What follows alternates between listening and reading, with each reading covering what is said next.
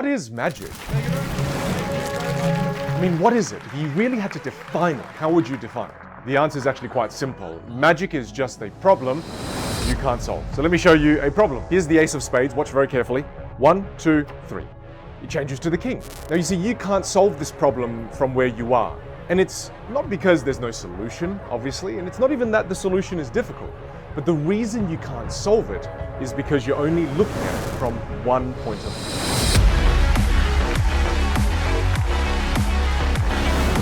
The illusion of impossibility occurs when you fall victim to a silo mentality. Can you see how from a different perspective, you can already partially see the solution? What was impossible a moment ago, from a different perspective, actually becomes possible.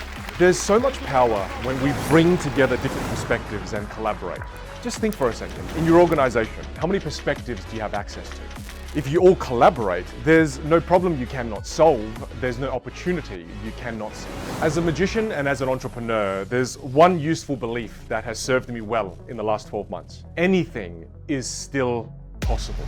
Now I know that's a little bit cheesy and some of you might be lactose intolerant, but it's the truth. What's the alternative? Nothing is possible? Oh, God.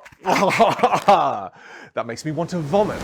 During my virtual keynote, I want to give your teams a completely different perspective when it comes to problem solving. I want to share with them a whole new perspective on personal and leadership development. And ultimately, I want to share with them a completely different perspective on how to become more influential as a leader. Vin is the master at his craft. His live session was inspiring, engaging, actionable, and memorable. I can create 3 types of experiences for you. The first one, we can focus on inspiration and motivation. And this is much needed right now because our team members are often working from home and feel disconnected and demotivated. If you believe something is impossible, you won't even try. There are so many magicians in my industry that are not even trying. They're not even trying to innovate. And then there's a small select group of magicians that I find myself lucky to be a part of, who we understand that our beliefs dictate our action. So we adopt the useful belief that anything truly is possible.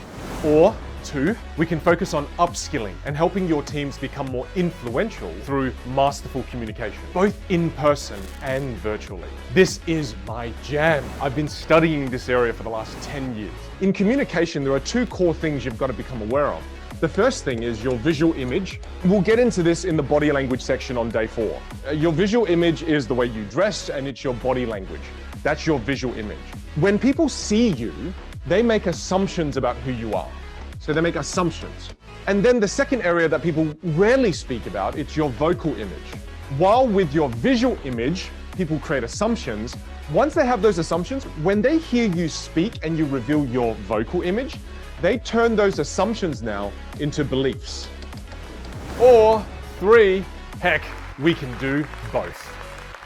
Before we part ways, I want to try something. In a moment, I'm going to riffle through the pack and I want you to look at a card and remember one.